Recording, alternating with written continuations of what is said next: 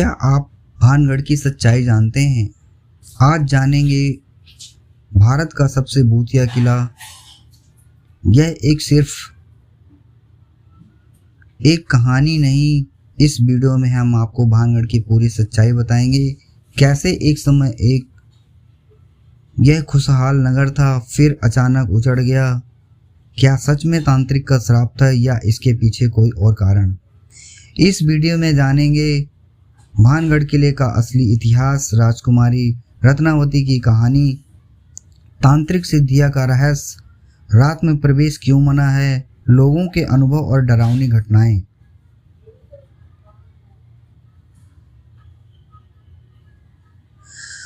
भानगढ़ एक शापित नगर की पूरी दास्तान। बात है 16वीं सदी की। राजस्थान के अलवर जिले में अरावली की पहाड़ियों के बीच एक बहुत ही सुंदर और खुशहाल नगर बसता था। नाम था भानगढ़। सन 1573 में अजमेर के राजा भगवंत दास ने यह नगर अपने छोटे बेटे माधो सिंह के लिए बसाया था। माधो सिंह अकबर के 9 रत्नों में से एक थे, बड़े वीर और समझदार। भानगढ़ कोई छोटा मोटा गांव नहीं था। इसके चारों तरफ मजबूत परकोटा था। अंदर 4 बड़े दरवाजे थे, Delhi Gate, Lahori Gate, Ajmeri Gate और फुलवारी गेट नगर के बीच था। नगर के बीचों बीच था राजा का महल, 7 मंजिला। उसके आसपास बने थे रानी का महल, पुरोहित और घर नतर्की की हवेली। बाजार भी बहुत चहल पहल वाला था। जौहरी बाजार, सराफा बाजार, कुम्हारों का मोहल्ला, सब कुछ था। नगर के बाहर थे सुंदर बाग और पहाड़ी पर बने थे सोमेश्वर, गोपीनाथ, मंगला देवी के मंदिर। कहते हैं उस समय भानगढ़ में 10,000 से ज़्यादा लोग रहते थे और सभी खुशी खुशी रहते थे। माधव सिंह के बाद उनके वंशज अजब सिंह भानगढ़ के राजा बने। अजब सिंह की एक बेटी थी, राजकुमारी रत्नावती। लोग कहते हैं कि रत्नावती के रूप में आगे चांद की चांदनी भी फीकी पड़ जाए। पूरे राजस्थान में उनके सौंदर्य के चर्चा थे। बड़े बड़े राजाओं ने उनके लिए रिश्ते भेजे, पर राजकुमारी ने सबको मना कर दिया। वो बहुत सुंदर, समझदार और निडर थी। घुड़सवारी और तलवारबाजी भी करती थी। उसी नगर में सिंधिया नाम का एक तांत्रिक रहता था। वो काला जादू में माहिर था। लोग उससे बहुत डरते थे। सिंधिया ने जब राजकुमारी रत्नावती को देखा तो पहली ही नज़र में मोहित हो गया। वो दिन रात बस यही सोचता था कि कैसे भी करके राजकुमारी से मैं अपनी शादी कर लूं। पर राजकुमारी उसे देखना भी नहीं पसंद करती थी। सिंधिया समझ गया कि सीधे सीधे बात नहीं बनेगी। फिर उसने काला जादू करने की ठान ली। एक दिन राजकुमारी अपने सखियों के साथ नगर के बाजार में इत्र खरीदने आई। गर्मियों का दिन था। राजकुमारी ने एक इत्र वाले से केवड़े का इत्र मांगा। सिंधिया दूर खड़े ये सब देख रहा था। मौका देखकर वो इत्र वाले के पास गया और बोला, ये शीशी मुझे दे दो। इत्र वाले ने शीशी दे दी। सिंधिया एक कोने में गया और उस पर शीशी पर वशीकरण मंत्र पढ़ दिया। मंत्र पढ़ते पढ़ते उसने शीशी में थूक भी दिया। उसका सोचना था कि जैसे ही राजकुमारी इस इत्र लगाएगी वो सब छोड़ छाड़ कर सीधे उसके पास चली जाएगी और उससे शादी कर लेगी। मंत्र पढ़ने के बाद वो वापस आया और इत्र वाले से बोला, ले राजकुमारी को दे दे। इत्र वाले शीशी लेकर राजकुमारी के पास पहुंचा, पर राजकुमारी ने दूर से ही सिंधी को देख लिया था। उन्होंने कहा, गड़बड़ लगी। उनकी एक सखी ने धीरे से कहा, बीसा, ये तांत्रिक कुछ करके आया है। राजकुमारी रत्नावती समझ गई। उन्होंने शीशी हाथ में ले ली, सूंघा और फिर जोर से जमीन पर दे मारी। शीशी पास के पड़े एक बड़े से पत्थर से टकराकर टूट गई उस पत्थर पर फैल गया, इत्र पूरे पत्थर पर फैल गया। अब काला जादू उल्टा पड़ा। मंत्र की शक्ति से वो भारी पत्थर खुद ब खुद लुढ़कने लगा।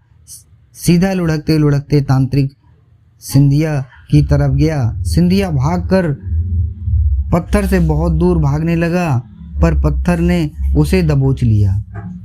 उसकी चीख पूरे बाजार में गूंज गई। पत्थर के नीचे दबा सिंधिया तड़प रहा था। उसने आसमान की तरफ देखा, फिर चिल्लाकर कहा, ए रत्नावती, तूने मुझे मारा है, पर सुन ले, मैं जाते जाते साप देता हूँ। जिस तरह मैं इस पत्थर के नीचे दबकर मरा हूँ, उसी तरह पूरा भानगढ़ मिट्टी में मिल जाएगा। यहाँ एक भी जीवित नहीं बचेगा। सबकी आत्मा मौत के बाद भी इसी किले में भटकती रहेगी, तो भी नहीं बचेगी। इतना कहकर सिंधिया ने दम तोड़ दिया। बाजार में सन्नाटा छा गया। सब डर गए। राजकुमारी महल लौट आई, पर सबके मन में डर बैठ गया। ठीक 1 साल बाद वो मनहूस घड़ी आ ही गई। अजबगढ़ के राजा ने भानगढ़ पर हमला कर दिया। कहते हैं दोनों राजाओं में पुरानी दुश्मनी थी। भयानक युद्ध हुआ। भानगढ़ का एक एक सिपाही लड़ते लड़ते वीरगति को प्राप्त हुआ, और राजा अजब सिंह भी वीरगति को प्राप्त हुए। राजकुमारी रत्नावती ने भी तलवार उठा ली। वो आखिरी दम तक लड़ती रही। लड़ते लड़ते मारी गई। एक ही दिन में पूरा भानगढ़ शमशान बन गया। कहते हैं 10,000 से ज़्यादा लोग उस युद्ध में मारे गए। जो बचे वो डर के मारे नगर छोड़कर भाग गए। कुछ लोग दूसरी कहानी भी बताते हैं। कहते हैं कि बिना किला बनाने से पहले वहाँ गुरु बालूनाथ नाम के साधु तपस्या किया करते थे।